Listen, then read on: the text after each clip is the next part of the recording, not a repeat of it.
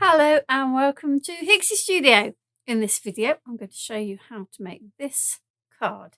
Now I have used this die from Creative Expressions. It's a Sue Wilson die and it's part of the Stained Glass Circles collection. This particular one is Chrysanthemum.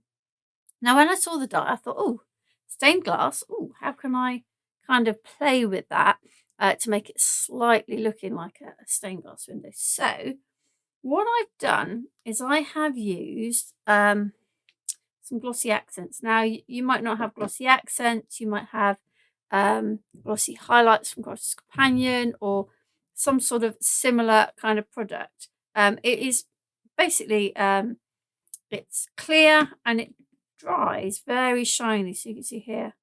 So that's what I've used to try and get my stained glass effect. Now, let's see how we're going to do this. The first thing, because this is obviously dimensional, you do need to have some depth to your die cut. So I've already got this cut twice and stuck, and I want to cut it one more time. So I've got 3 layers so that I can have enough depth so that those glossy accents will sit nicely in there. So I've got my my die. And I'm going to cut this out. I'm going to go for minimum pressure to begin with. No bits on here that need embossing. There's not a huge amount of detail. Just need to make sure the little bits in the middle of the leaves are cut. So we'll see how this goes.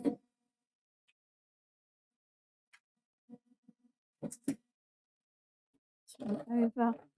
Have a look now. It's not quite. So what I'm going to do is I'm going to add in the card. If that doesn't work, then I will add in the magnetic, but we'll see. It's always worth a go with minimum pressure before you start whacking in the pressure, because that's when your plates will start to bow. Oh, it is very tempting, and I think we've got it this time. Yep, that looks like we've got it this time. So there we go. Right. Okay. I'll take the tape off. And don't need that. And take that out of the die. I've just got a few little bits I've got left in. Pop those out and return the die, my magnetic sheet, and then I'm literally just going to get my pokey tool in to get in there, and then take these ones out from there.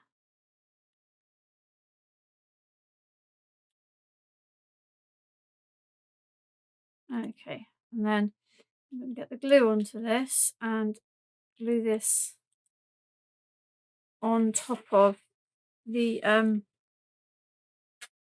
these two. So I've already got 2 layers here, and I'm now adding my 3rd layer on. So I'm going to put the glue. In fact, I'm going to put the glue on this one, and then I'll stick this on the top of it. Okay, so I'm going to go around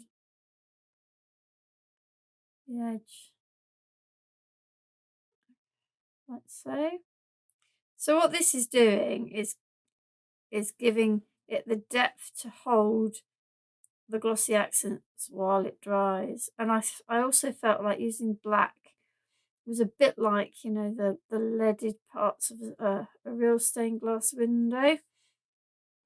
But, you know, you don't have to do it in black. If you wanted to do this in another colour, there's no reason why you can't. But you do need several layers of the card in order to provide that depth for glossy accents. Now, the colour for the colour I've used watercolor inks, Cosmic Shimmers pearlescent watercolor inks, which I had hoped would give more of a pearlescent shine. They don't particularly, but I'm not worried. They give a lovely colour. Let's get this on. So, and because it's a fairly simple shape, it's really easy to get that all lined up. Okay, so now I want to fix this onto a white piece of card because we obviously need a base for the glossy accents to sit on. I wouldn't do it straight onto your card because this becomes very damp, and it's better if you can have sort of airflow underneath, you know, put it somewhere where you can get some air flowing underneath to allow it to dry from the top but also from the bottom. So you will need, this does need time to dry. I left it well, I left it more than overnight because I was working on other things, but I would say you'd need to leave it at least overnight for it to be ready to use on your card. So what you don't want to be doing is putting something that's damp onto your cardstock if you can avoid it. So this is now going to go onto this, and this the circle was just from my stash. It just happened to be a perfect size, so I suggest you sort of have a look through your basic shapes die sets, nesting die sets. I'm sure there'll be one that fits perfectly. Okay, so the next thing I did was to add the colour. So I have got these pearlescent watercolour inks from Cosmic Shimmer. I've got this golden sunrise for the flower. I've used the turquoise cascade for the background, and I've used the holly green for the leaves. Now you can see that some of the colour, just because there is so much liquid being put onto this, some of the colour has seeped out. And actually I don't mind that. I think it looks quite nice. It adds a nice little halo around the flower. So I'm not going to, because obviously this would need to dry. I have already got one pre-done, so I'm not going to do all of it, but I am going to show you basically what I did so that you know the process. Now, the Cosmic Shimmer watercolour inks, they come in a nice little glass bottle. You see me use the pipette. The pearlescent ones, you get some that are pearlescent and some that aren't. The pearlescent ones have a ball bearing in. You need to shake them before you use them in order to sort of mix the pigment with the sort of mica for the pearlescent. And then I just use this little thing. I don't know where I got it from.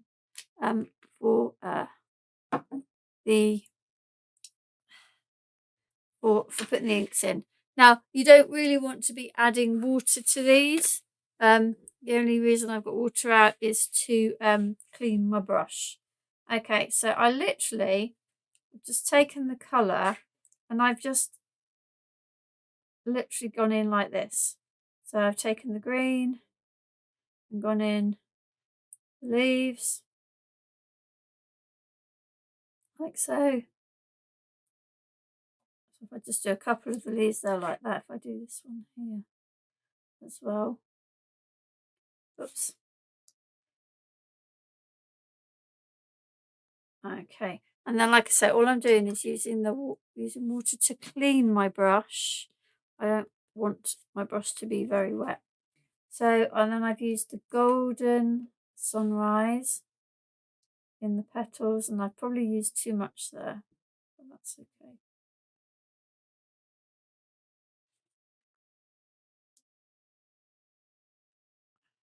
I'm using quite a small brush in these just so that I can push the ink right up into the all the bits and pieces, all the points and things. bits and pieces. Okay. Now, if you do it when you're doing this at home, you can add the colour with whatever you want, you know, acrylic paints or, you know, whatever.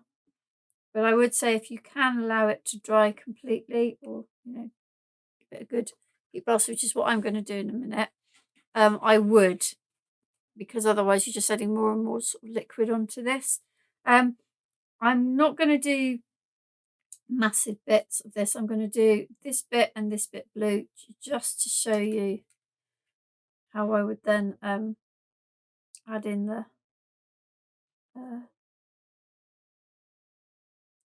the glossy accents or glossy highlights or whatever it is that you have in your particular stash. I mean, if you don't have it, you could because see, I've not stuck my things down particularly well, because I managed to get my brush under there. So do make sure you stuck that down. What was I saying? Oh yeah, you could just leave it like this and not even have, you just do one layer and just paint in maybe add in some embossing powder into the sort of the area and then heat it. Because you've got a recess there, then you don't need any glue or embossing ink to hold that embossing powder there, and that would give you a similar effect. So I'm just going to allow my heat tool to warm up a little bit before I blast the actual thing. And all I want is just I want this this ink to dry.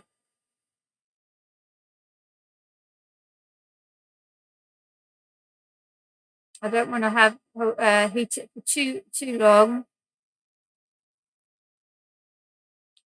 I'm just kind of on a look. I think that would do. Okay, right. So then the next thing to do is to then add in our glossy accents. Now I know sometimes my nozzle gets a little clogged, so I'm just gonna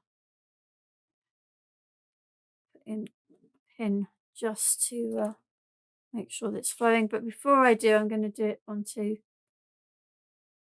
here. Now the other thing that it's always a good idea prior, which I haven't done, is to store it before you're about to use it. Put it point down with the lid on, just so that you get rid of any air bubbles. Everything settles and you're not going to get any air bubbles as you're squeezing this out.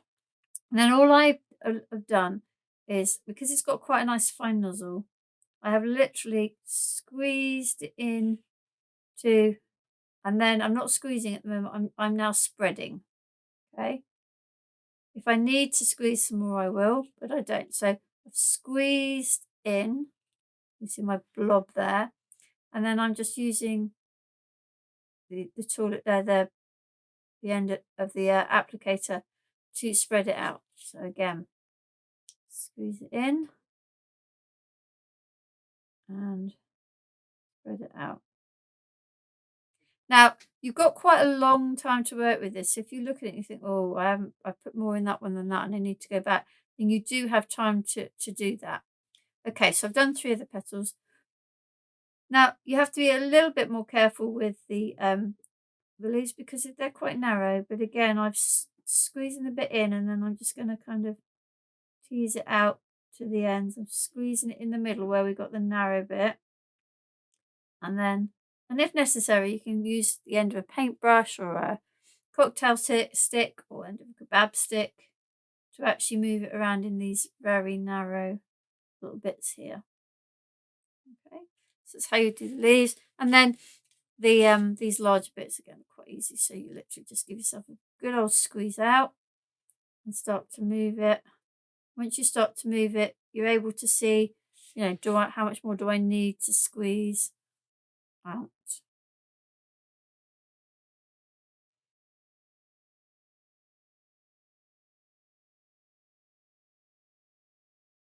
and then just spread it around. Okay, so as I said, this will, particularly once you've got it all covered, that will take quite a while to dry. So it's best to just, this is the sort of thing you would do on one day and then you'd make the card up the next. So I'm going to put that to one side, and I have one that I have already completed here.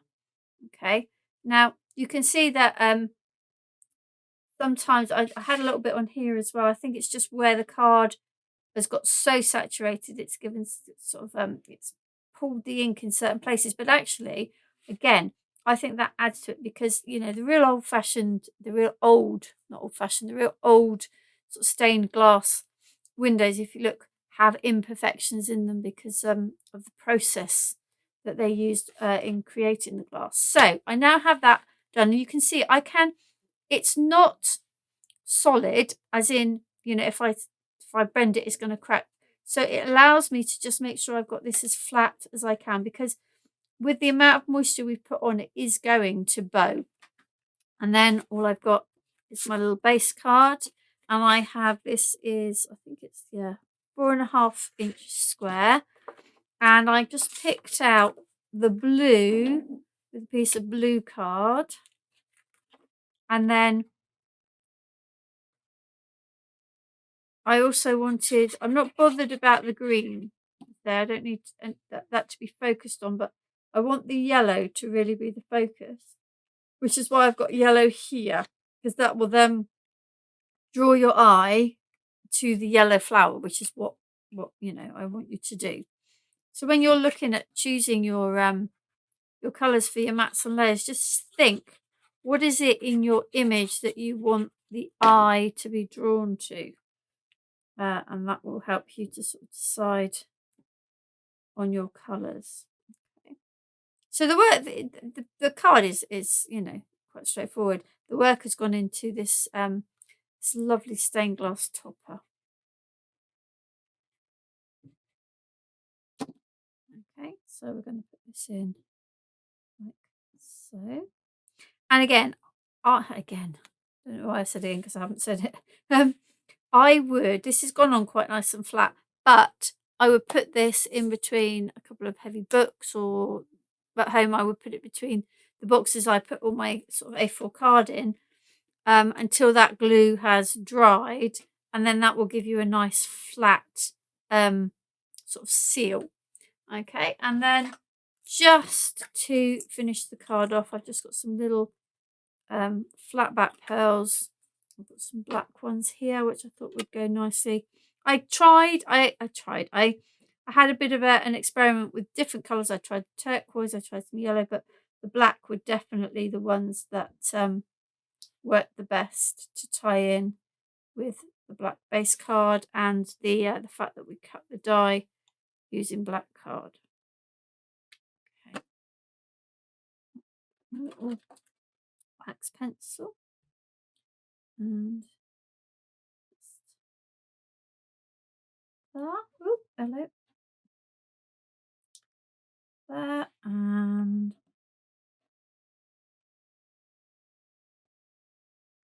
one, two, and three. Let's make sure they're straight. Okay, so there we have our really nice bright stained glass window with that really sort of glossy effect.